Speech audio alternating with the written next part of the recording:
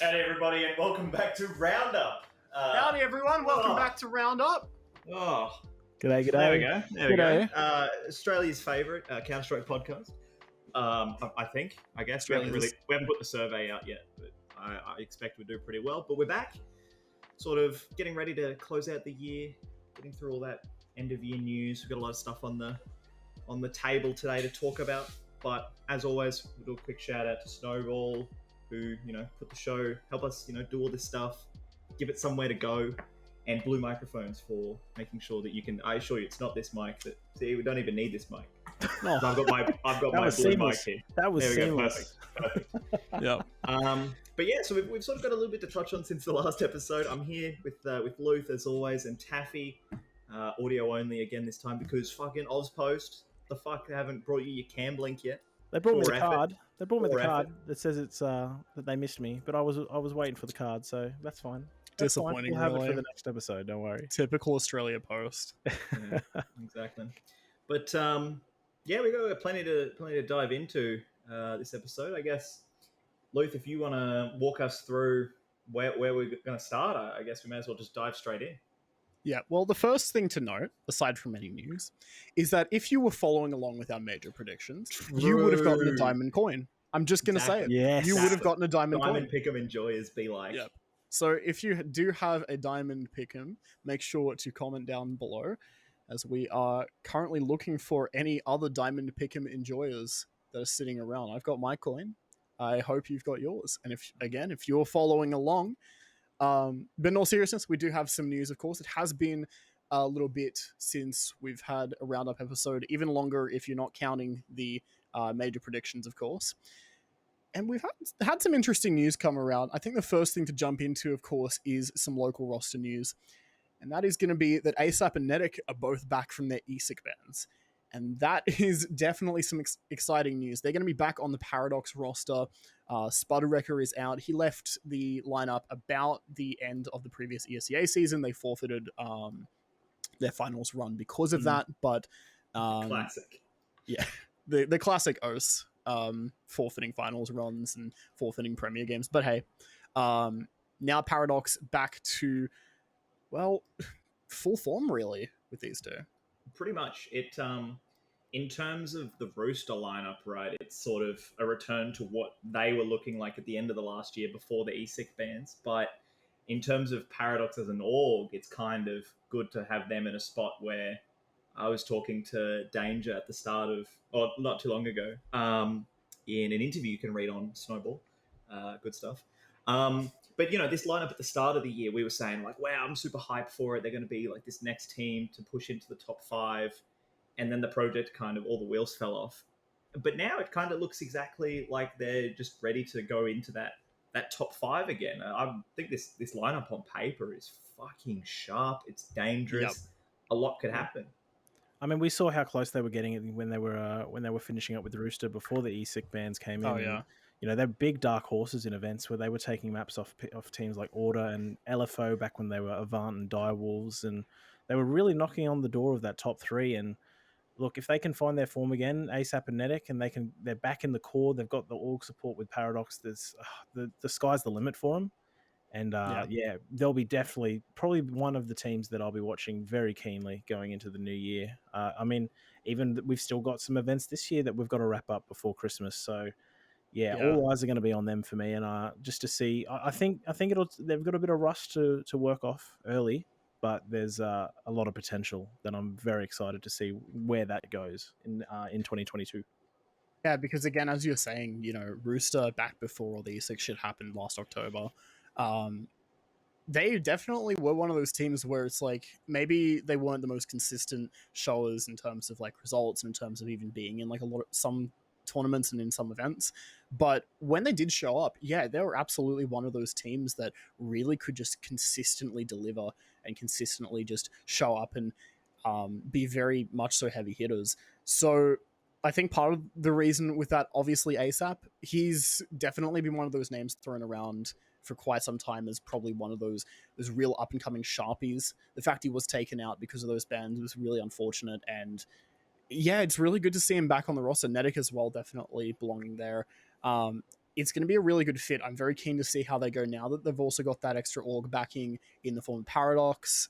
Is really good. I'm expecting them to yeah. hit the ground running because word on the street is they've been practicing with that like 5 for a while now, even before they sort of went official. So, you know, they've got a little bit of stuff. And obviously, they were saying ASAP and nettik and all that. You know, after you don't play for a year, you still play the game. You still sort of can come into maps sharp, but you just aren't really up with the meta immediately.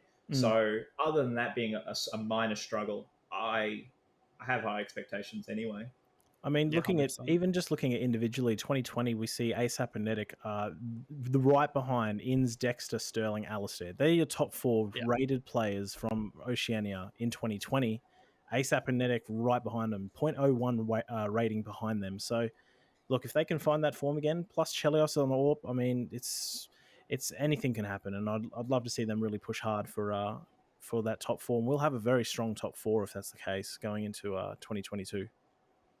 Yeah, absolutely right. It's very keen. It's going to be very exciting to see. Just seeing more, you know, supercharged OS rosters, always fun to look out for. Yep. And speaking of supercharged OS rosters, yep, there you go, smooth as ever. So Overt have made a return back to Counter-Strike, and they picked up the roster of the big dogs. And if you're not too familiar with them, the roster consists of Obzen, formerly known as 2D, Damio, Reckons, Fiend, and Skull Hunter. That's a really nutty roster, just looking at that at a surface level. Like, right off the bat, there's a lot of experience in that lineup.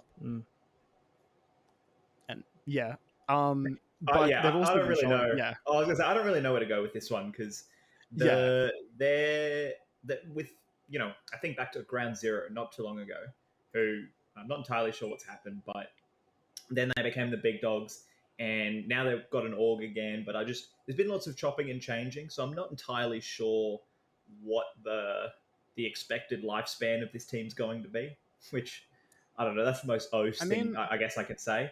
And, you know, but you're not wrong. You look at the lineup itself, there's a very healthy mix of, you know, really sharp shooters and good experience, good sort of... What's the mental version of mechanics called again? The word escapes me. But, you know, people who know and understand the mechanics of the game. Yeah. Okay, yeah. Gotcha. That's just my way of saying Fiend isn't very mechanical, but Jesus. I mean, he would agree. Like, it's definitely not GL. What he brings into the team is all that other stuff, and that's I think that there's a really good mix of that. Yeah, but also in that roster as well, I think the addition of Damio definitely a good pickup because he was missing from competition for a while. He was one of those players among the 26 or so, I forget the exact number, that was banned in January. But he's been cleared. He's back into it. And it's really good to see that he's hit the ground running because, again, another player that has definitely been very solid here. Seems like in that family, you know, Counter-Strike really running through the veins there. Some would say maybe he's the next Vexite. But yeah, that's Vexite's older brother, and both of them cracked as ever.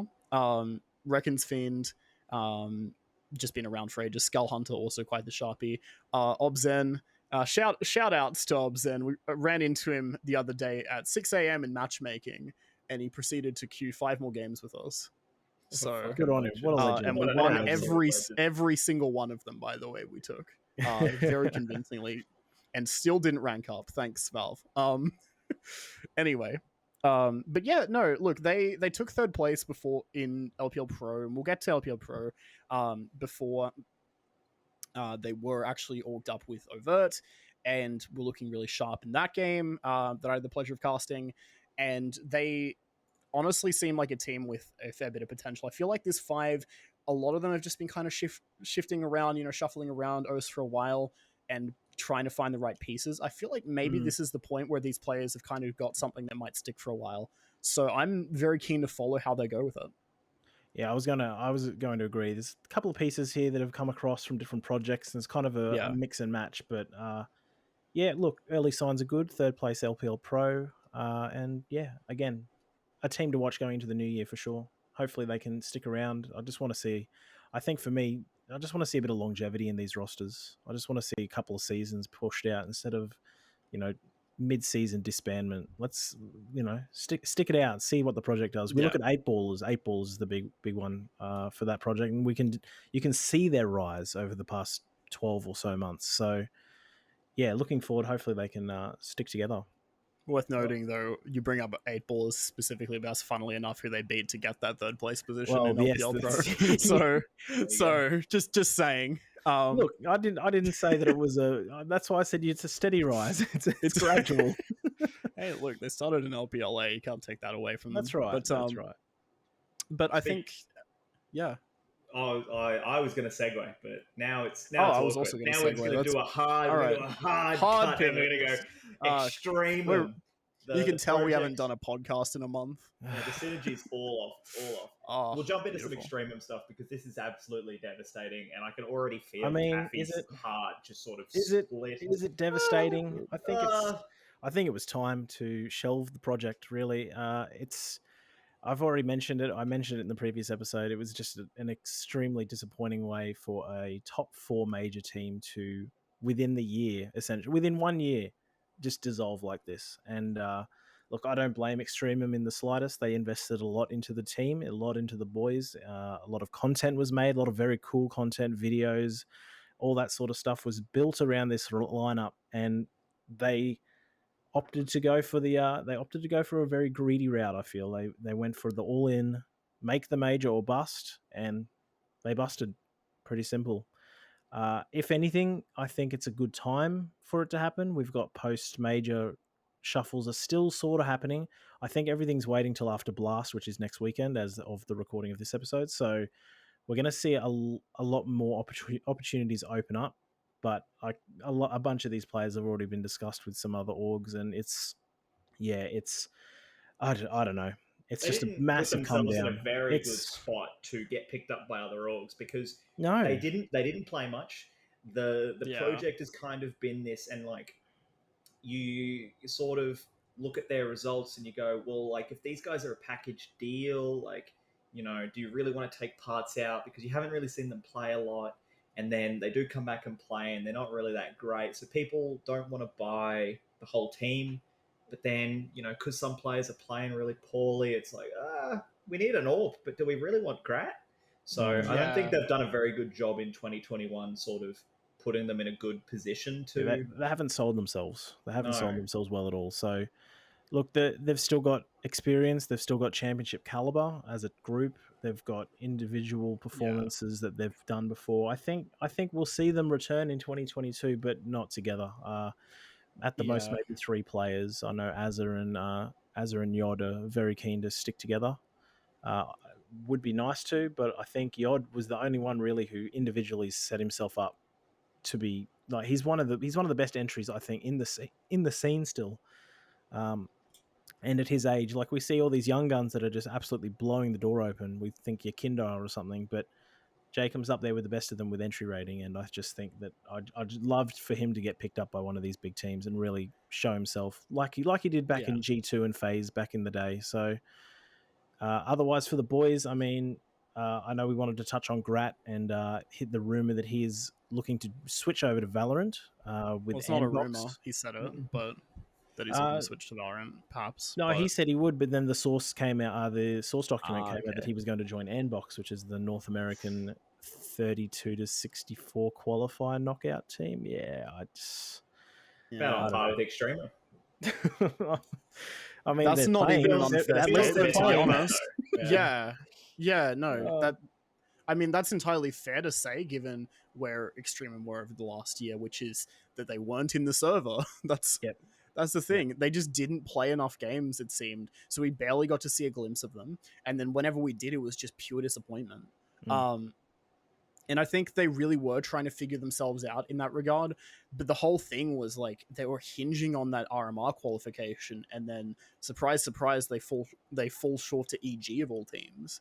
Or EG rather getting it by points. But still, though, like it's just been so rough trying to follow along with that squad because we've seen so many good days with them. when they were on the 100 Thieves roster, and especially just before they joined 100 Thieves, that core, it really seemed like things were on the up and up. But among COVID, among, all the different things that have gone wrong with that roster, and where circumstances have changed, yeah, just the fact is that they really peaked then when it seemed like that was just where they were getting started, and that's the real disappointment with all this. Yeah, that's a really good point, right? Because if you guys haven't caught, Thorin did a reflections with JKS recently, and he talks about this. I encourage everyone to watch it. To be honest, he does the whole how that team before they became Extremum, right? And then going into the online era, like how it all started to like fall apart, and then he fucks off, and then you can just everything he was talking about just like kept going wrong.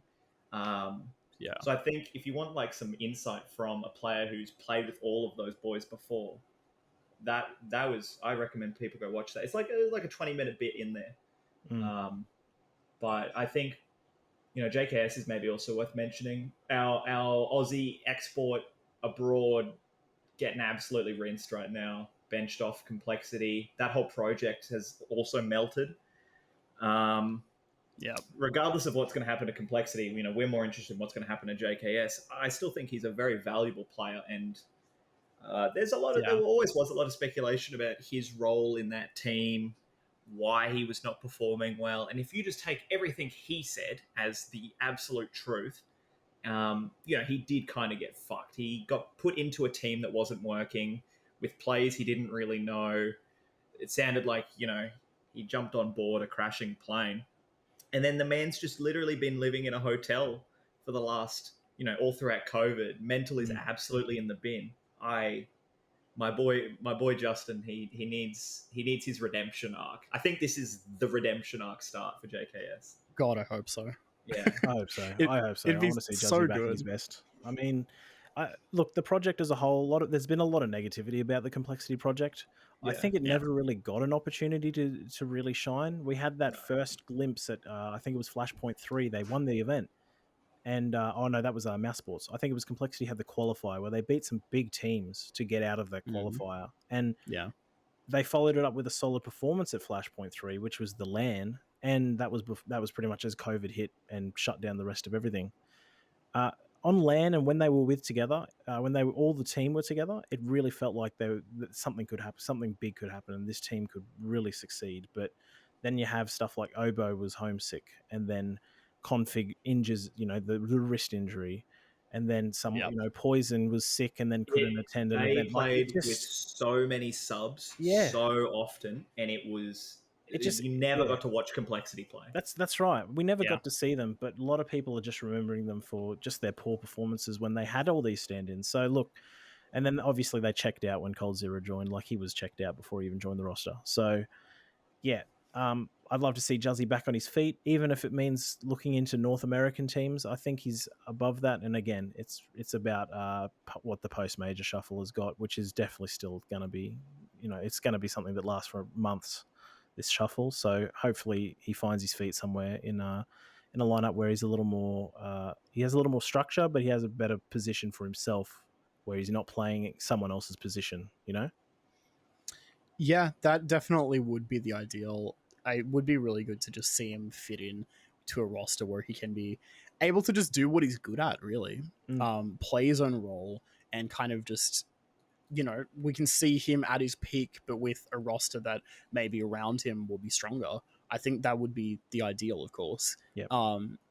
But yeah, look, as you say, I feel like now that he's finally kind of freed from, both, being stuck with that whole Renegades / 100 Thieves core for all that time, and now being out of this Complexity project, definitely a lot of freedom as to what he could do. You've certainly heard a lot of talks. I heard murmurs, wasn't able to find anything solid on it when I was looking, but that he was at Blast Premier. Yes, no, I do remember seeing him there. He was, I think he spoke with HLTV there as well. I think that's right. They've got a piece coming out about that, but he was definitely there. So to me, that screams he's there to talk business. Yeah, exactly right. And I think certainly shows, that very committed to try and find something new and something up and coming. So we might see some news soon.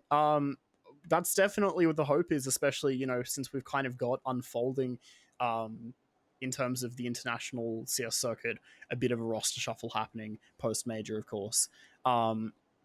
And now that that's the case, I hope that he gets involved with that and finds another squad that we can cheer him on for. But in a way, it is a bit of a relief, if you ask me, because it just really was showing for ages that there were warning signs about that complexity roster. They just didn't seem like they were going anywhere. And as you said, consistently playing with substitutes, consistently, just not really finding any form of stability. It was worrying that whole time. But maybe now this is where, something can happen for him. And hope it does. Yeah. Excellent. I was just thinking, I just want to see Rops go to a different team. I don't know where. He'll go somewhere and be amazing. And then just get JKS with Dexter. Wouldn't that be cool? That would be cool. That would be very cool. Yeah. Yep. Cool. Who knows? Well, maybe. let's jump in. Let's put the news there. I reckon that's a good spot to leave the news. Jump into some events. We'll go in a rough order, I imagine. Let's start with LPL Pro Playoffs. Luther's specialty, because, any reason why you're all over these games, Luth, that comes to mind? No rough reason. No rough reason? I don't know. Maybe I might have a rewatch over that grand final VOD. Maybe that third place listen game. To the VOD, you reckon? Yeah. Okay. Yeah. I don't know. Nah. Okay. So LPL Pro. We don't really cover a lot of LPL on this show, in all honesty, but it definitely seems that with some of the results that have come through and some of the teams in Pro, it's definitely worth paying a bit of attention to at the very least, if you're looking towards that top end of the scene. But look, surprising no one, LFO took another trophy in LPL Pro. They had a really good finals run, and they took a game.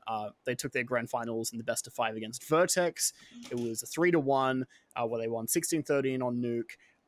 They lost 16-13 on Nuke. They took the next games 16-3 on Inferno, which definitely is a bit of a message sent. 16-13 on Overpass and 16-7 on Ancient to tie it out. There was also the third place decider. The big dogs were sent down to that by LFO, but they took the third place against 8ballers in a nice 2-0. And they were really sharp to watch in that game. That was definitely one of the things where I was starting to go, you know what, these guys could be really good. And then the next week or so, they get picked up by Overt. But overall here, look, the finals kind of played out about as well as you'd imagine, with the Vertex taking that second place in the absence of order. And really just some of the other teams there kind of going down to those bigger teams that managed a pretty good finals run. I think it's interesting because you say, it's no surprise LFO win. And of course, that's 100% true. But 3 months ago saying that was kind of maybe 4 or 5 months ago, because LFO, this is sort of solidifying all these things we've been saying in the lead up the last couple of months. Wow, this squad's really good. They're really turning it all on. It's all coming together. It's crazy. I agree. No surprise here at all, because they're just continuing the trend up that we've all been sort of strapped in, ready for.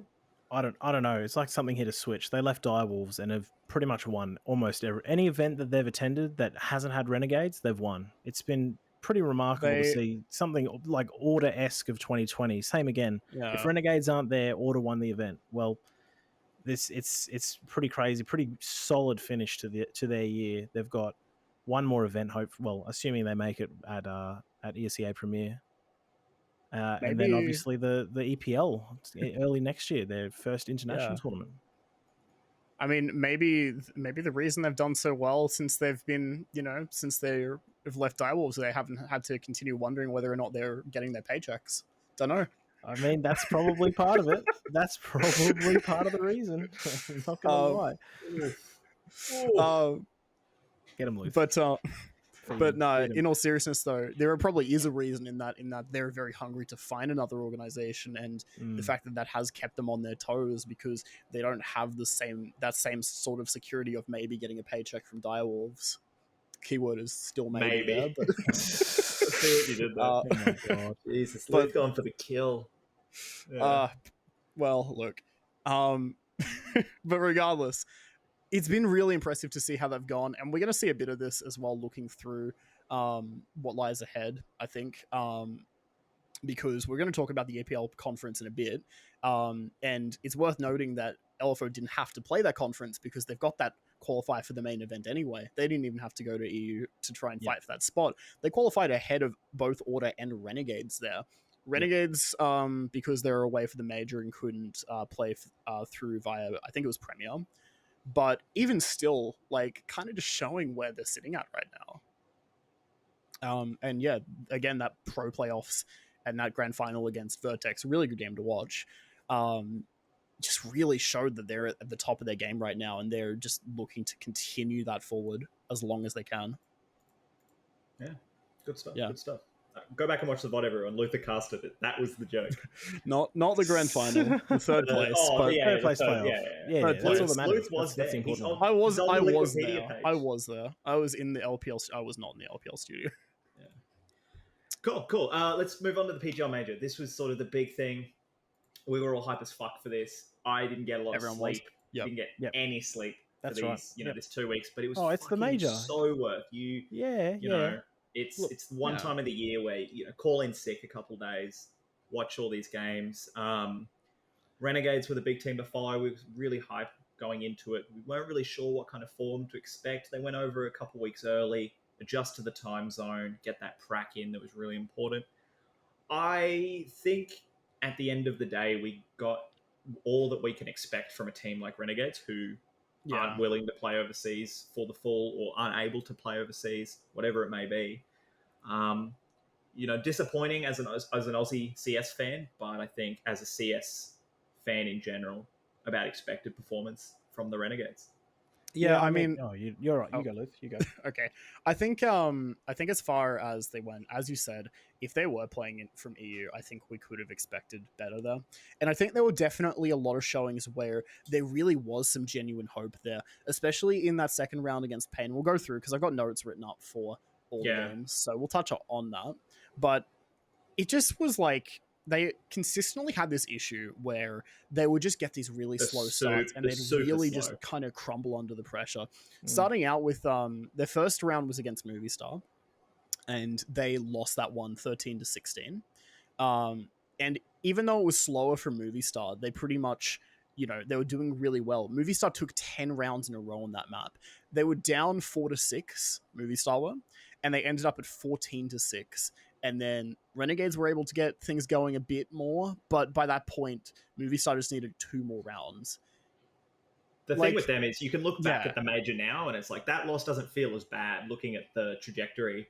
That side, Movistar Riders, they had a fucking stellar major. So looking back, that's kind of, that makes a little bit of sense. But it's for the Renegades, this seeded the start of what every match was. This ridiculous, just asleep for the first 10 rounds. They just weren't able to get into it. They took them too long to problem solve. Yeah. You can't give up 10 rounds in a row on the major stage and expect to win. But nevertheless, they gave it their shot. I mean, again, we look at the Pain game, 8-1 down. But they did exactly that. They gave up 8. And then they won. Yeah. And then they blasted their way back, but it was just, again, they just ran out of gas again. And it was just, it's a matter of what could have been, for this lineup.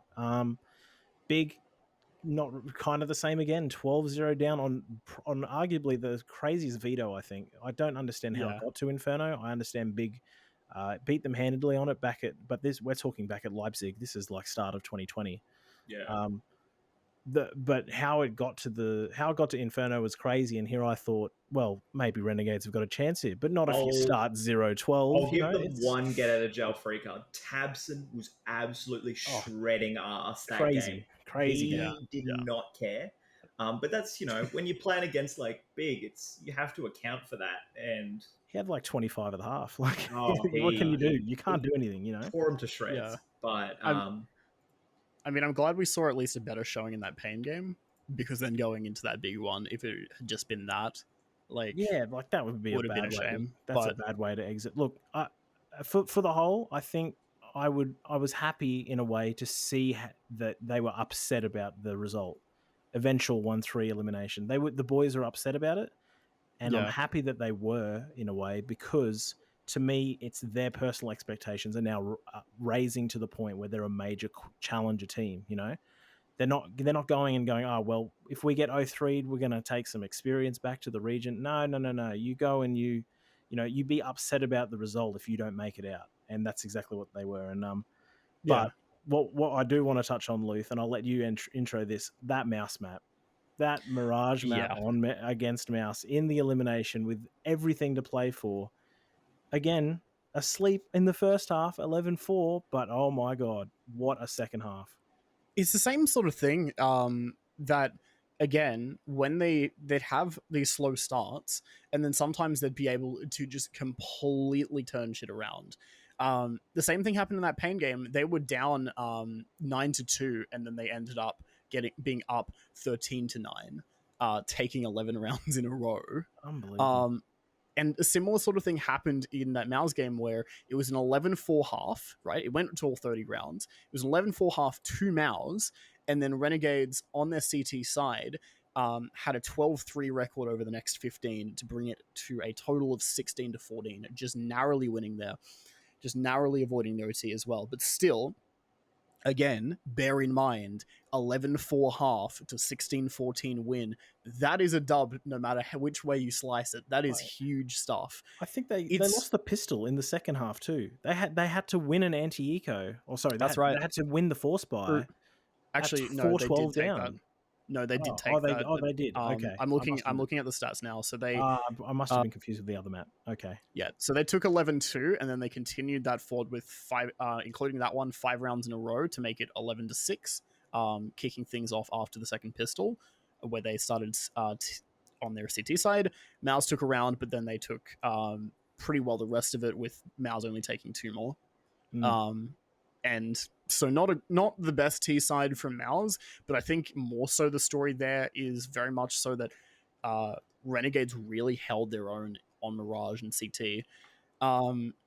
Again, it's like they can fire up when, things are going right for them. They can very much have these moments, these sparks of brilliance, it seems. But then you also look at the other maps in that series where it was a 16-10 loss on Inferno.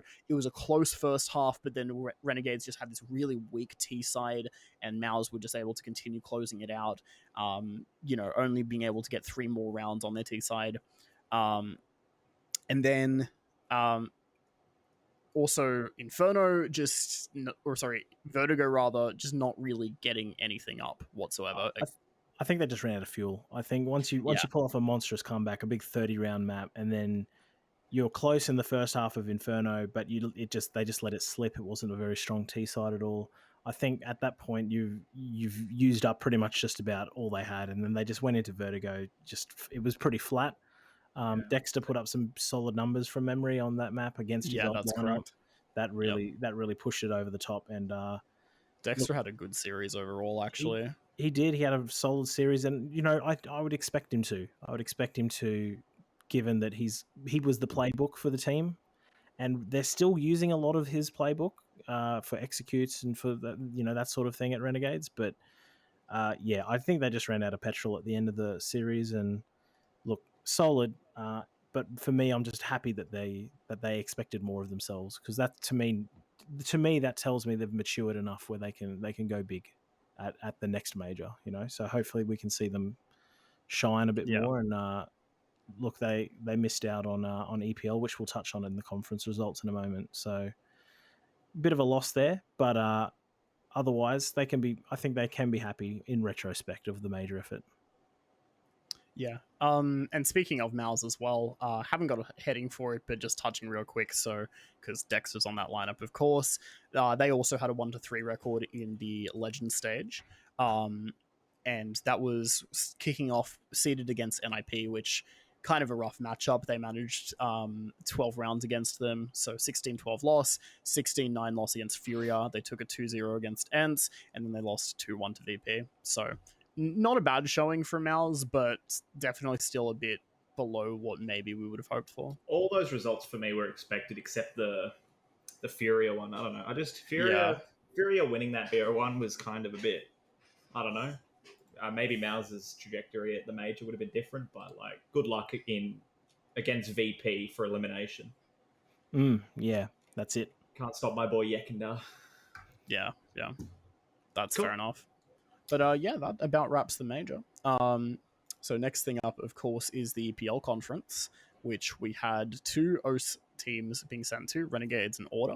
Very refreshing to have two Australian teams at an event, to be honest. Very good to see. Very And happy how to did see both that. of those teams go in the event, Ash? Okay, well, let's start with Renegades. I think after having my expectations be put where they were after the major, I was sort of a little more concerned, if anything, going into the event, because I looked at the field of the teams going, and it's so all over the place, because you just have these random teams where, like, you look at the lineup, you're like, oh shit, they're actually a really solid squad. And I think that's sort of what happened here. You got these matchups where it was like so random. It was just, the regions you'd like never meet. These teams never meet. You don't know what kind of form you're going to get on the day, because above the or below the top 20, 30 teams in the world on any given day, any team can rock up. So I don't really think we got very far at all in the EPL conference. I think that's a fair thing to say. We only had, between our two teams, 2 wins, and that was Renegades over Renewal and Order over RBG. And, those are both Asian and North American teams. We didn't get a single win over a European squad. It is concerning. I think I'm in the same boat as you, Ash. My expectations, I think, were a little higher for the team. I thought they were coming back, especially after the first one. A team that had never touched Ancient. This was Renegades. This was their permaban initially. They let it through. Renewal fall for the trap, and Renegades just smashed them. It was a great showing, and for me, I was thinking, all right, so they've had 3 months or so in Europe, and is this a sign that they've bettered their map pool as well? Like, what are we seeing, like a transformation here? It's about where it ended, unfortunately, because I think for the next 2 series, they managed less than 10 T rounds or something. It's a very small number of T-side rounds. The slow starts were kind of there, but not really. But for me, the T-sides were super lacking. They didn't really get many opportunities on T. Again, it was the same matchup in the Extra Salt series. They kind of had to make a large comeback to come back and try and win that map. Ran out of fuel on Dust 2. And then Eternal Fire, a little bit less. I think it was more of a solid showing from the Turkish lineup there that eventually knocked Renegades out. But after there was like 3 months at this point of boot camping and preparation. I kind of expected a little bit of a deeper run from the boys in this one. And I think they'll be ruining missing out on EPL. Yeah. But also think as well, worth noting, is the way that Order were able to go through as well, being a bit more inexperienced internationally, at least as a 5. Definitely. Well, first off, Vexite, this is first ever international tournament, which, by the way, just in itself, regardless of how he went, is a huge accomplishment. Yep. I'm impressed by how he went, though. It was he exceeded my expectations. Yeah. He was stellar. He had a couple of slow maps, but for the most part, he was solid. He was great. Yeah. He was huge in the win over RBG. He was huge, even though they went down pretty heavily to Anonymous. I think it was on the second map. It was a bit of a heavy loss. He was still putting numbers up. But also it was good to see the experience from Ricky and Justillo, who were really driving the lineup through these matches. And I think it's very important that Vexite, like players like Vexite, learns from this experience. This is why it's important to have this sort of, veteran presence on the lineup. And I think Order exceeded my expectations. This lineup hasn't touched the international scene, so they did fairly well. Would have been nice if they both got their last 2 wins and then would have had to have played each other. I think that's the one matchup Order were fearing were going to happen, but alas, it did not. They went down to LDLC in the lower bracket, but solid from Order, and I think them coming back for Premier it will make it quite interesting if we see an LFO Order finale. yeah, I'd be very keen to see that as the final. I'd love an upset too. I'd love one of these dark horse lineups like a Paradox or a one of these other lineups to come through. But if it's going to be LFO order, give it to me for the end of the year. That's a good one. I want to see where LFO stand up. I'm more interested, to be honest. I think this is going to be this is awesome going into 2022, right? Because all three of our top teams are going to have international experience. Yes. And I hope that not only raises the roof between those three teams, but will finally give some more things for Vertex and all of the other teams below that, right? To learn more shit, because they always say that practice here is so terrible. Teams here aren't doing anything. If Order, LFO, and Renegades are raising the ceiling all to just beat each other, then every other team will benefit from that, which is what we've been crying for all year. Yep. And it feels so good to actually have the opportunity for it. 100% agree. Yep. Kind of crazy in a way that even just the fact you're saying our three top teams with international experience and referring to Renegades, Order, LFO, kind of incredible that we've got, that much in competition that we're able to offer up now, and how none of them are Extremum. Not a single one of those teams is Extremum. Oh, that hurts. That really hurts. It's just so surreal, because I think a year ago, I think when we actually started this podcast, Ash, we could have not seen anything like that coming, and that was just started this year. When we were really taking a deep dive into this stuff and making content around it. I did one article at the start of the year where I put Renegades above Extremum in my ranking, and all I said was, look, I don't know why, but we haven't really seen a lot from Extremum. And if I had to do another ranking now, holy shit. Well, you wouldn't put Extremum in that ranking. Yeah, that was so rough. But definitely paid off. So Renegades, Order, both definitely looking strong. But the thing is as well with LFO, said before, but I'll say it again, they're playing in the main event. They've already secured their spot, and they're the last OS team standing there. So it should be very interesting to see how it goes. But that about wraps up ESL Pro League for now. Be very interesting to see how LFO go in the main event. But we've also got the Anaheim Open Quals, which took place over the last 2 weekends. I'm just pulling that up now. So we've got, there'll be a 4-team qual for the actual closed qualifier, which is why we've had 2 open qualifiers. And the 2 teams who have gotten through those are Paradox, the team we spoke about earlier. I assume that they'll play that closed qualifier with their new lineup, unless there's some rule I've missed or whatever. And on the other side, in the second qualifier, we had Vertex go through. So I don't know, it's kind of the 2 teams that would come out of the qualifiers. Some other little interesting storylines or little tidbits from them. In the first qualifier, Paradox actually got through after beating LFAO. Yep. Not to be, I think a lot of people looked and went, LFO? What the? And you open it up. Yeah, I did that when I was writing up these notes. Looking for an org, not XDials, not the LFO team. And that's a team with Hugh, Soju, Mizzy, Guag, and Gump. So it's kind of a lot of pieces that are without an official squad at the moment. That's a good fight, though, if they stick together. Yeah. I don't have a lot of other information on them because, again, I was just shocked to see who they were initially. So, that side of the open qual was all about Paradox, and then on the other side, Vertex came over Overt to win and claim their spot in that closed qual. Did you get a chance to really catch any more of the games? I don't think many people did because most of them weren't casted. Yeah. That's really the sad state of things. Most of them were Russian casts, if any. I'm pretty sure of them ran through to 1 to 2 in the morning. There was a bit of a schedule issue with I'm pretty sure the Vertex game was casted, but the grand finals. But other than that, very 2018, 2019 that was, with most games going very, we did, look, let's be real, we did have 31-29 overtimes and some very late matches, but some of them should have been rescheduled to the next day. Bit of a slip up, I think, on the administration side of things. But all in all, I believe the closed qualifier begins this Thursday, I want to say. Yep. And we don't have the 2 invited teams yet, but LFO and Order.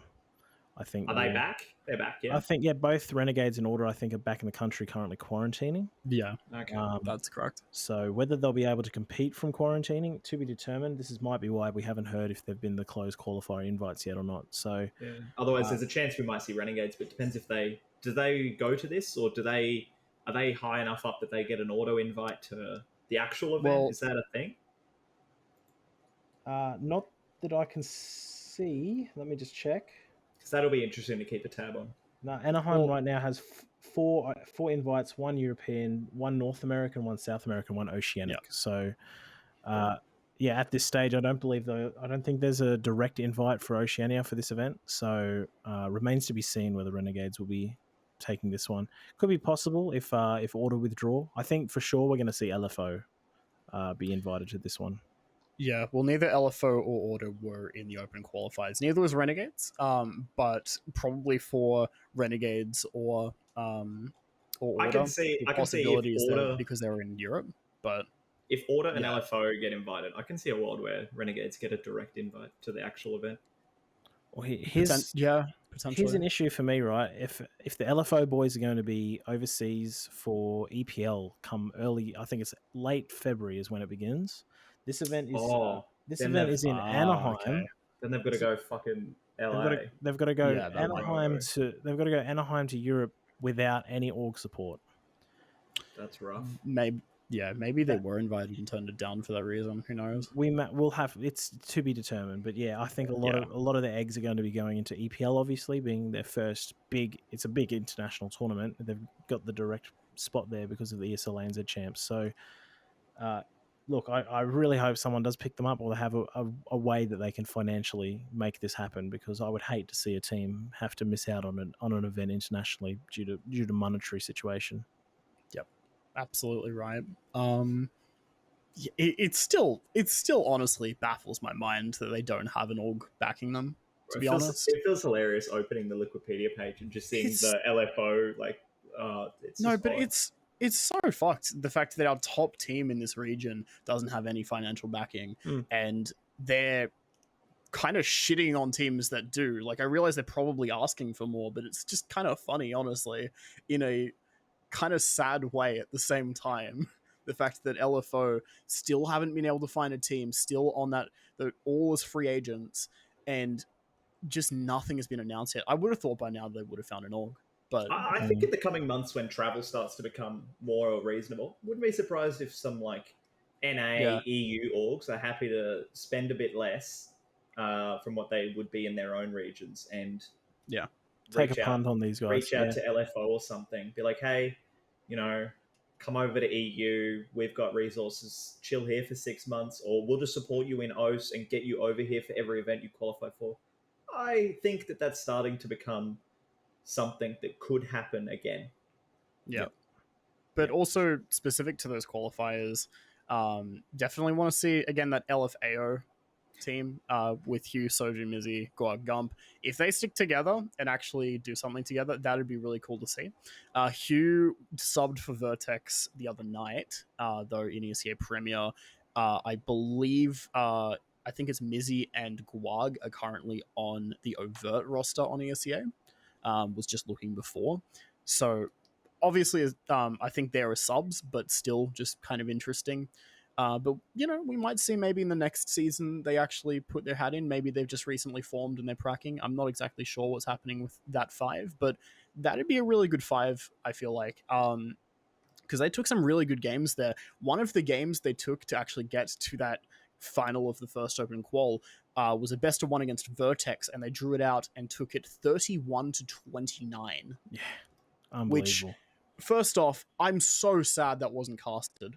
I really am, because looking at that scoreline, I'm really regretting that I wasn't available that night to actually hop on that. Because that would have been an insane game to watch or to cast, or that would have been just crazy stuff to see, pretty much is what I'm saying. But the fact that 5 who clearly haven't been together for long, if they are sticking together, taking that game against Vertex, you can't tell me there's not potential with that lineup. They got together pretty much for this event, wasn't it? So It's the first time we've seen them together as a 5. Look, I've always been a big publicly. advocate for Hugh for Stat going back a long time. Local Yeah. Brizzy boy, going big. He got very close, and I think he definitely deserves another shot. And I'd love to see him back in some form, whether that be as a mixed team at a temporary event or something a little more stable. Because I think losing his talent to anything else would be a big loss for the region. Yeah. And Vertex qualifying as well over Overt. Overt, look, I'm going to keep talking them up because I really think this is a good lineup, but Vertex taking it is expected. I got burnt with Grand Zero when I was hyping them up. So you hyped them up big time. I was so excited. Big time, yeah. Fucking so disappointed. But yeah, look, it's going to be very keen to see. And then looking forward as well, we've got even more stuff coming up. The year is kind of wrapping up. We're aiming to have another episode out before the end of the year, I do believe. Just I look back over everything. And it'll be a fun one, hopefully. Yeah, one of the things that should be done by that point is the SEA Premier, so we're not going to have too much of a look now, but it's about what you'd expect if you go have a look at the current standings.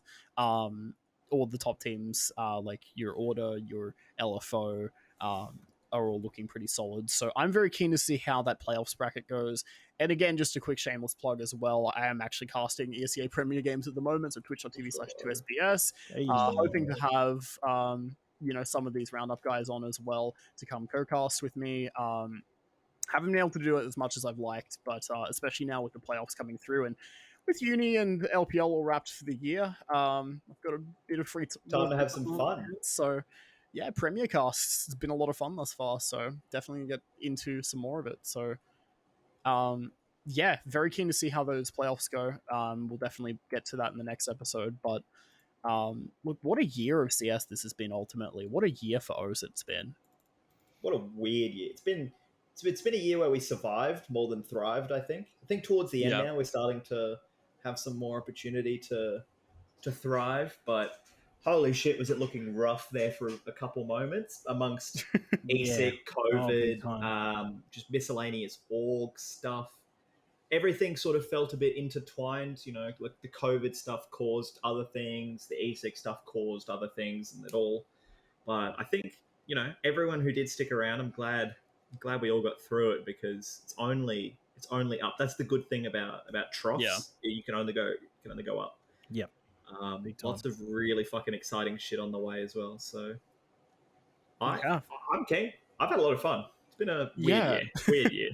A lot of questions, and then a lot of stuff happened that just drew more questions. But now that we're getting some answers, I think it's just going to make things a lot more exciting for 2022. Yeah, absolutely right. Well, it's been definitely a good one, but we are yet again coming to the close of another Roundup episode. But we are looking to have these out on a more regular schedule. Obviously, we kind of, initially started off with every 2 weeks type thing and then pushed back to every month. And then, we kind of let things go a little bit. But hopefully in the new year and when things start up again, we should be back to getting these out on a bit more of a regular schedule. And, there's plenty of fun content stuff as well that we're looking at doing, and all things that we're looking at doing for Snowball. And look, next year, guys, it should be a really good time. We're really keen to keep doing this show and keep delivering some content and stick around in this scene because it's been an absolute blast being a part of it all. And so thank you all so much over this year for supporting the show and for supporting us. We'll be back with one final episode this year to wrap things up and look back over everything. The ultimate roundup, I guess you could say. Exactly right. Loud. That was why I called the show that. And I was like, roundup. It's a great idea. It's just a wrap-up show. Yeah, exactly. It's great. Yeah, it's great to do. Whole idea of like trying to put all different news and stuff and put it in one place for us because it can be a bit tricky to keep a wrap on everything that happens here. There's a lot of stuff that happens in this region. It's honestly, for the size of us, very active and very passionate community. So it's been great being a part of it, guys. Thank you all so much. Any final thoughts, guys? No, I think you nailed it there. We're very passionate. Not as passionate as Brazilian fans, unfortunately, but we're going to try and get there one day. That's all I got. Thank you. Oh, did you not see the Richard Lewis stuff from a couple years back, Ash? Did you? Oh, do we you not were very passionate. remember then. when? Yeah, there was a bit of passion Come back to Australia. I Come to IEM Sydney. Come to IEM Sydney. Yeah. Awesome. Yeah, but that's about it. Thank you all guys for watching, and we'll catch you next one. Thanks, Blue.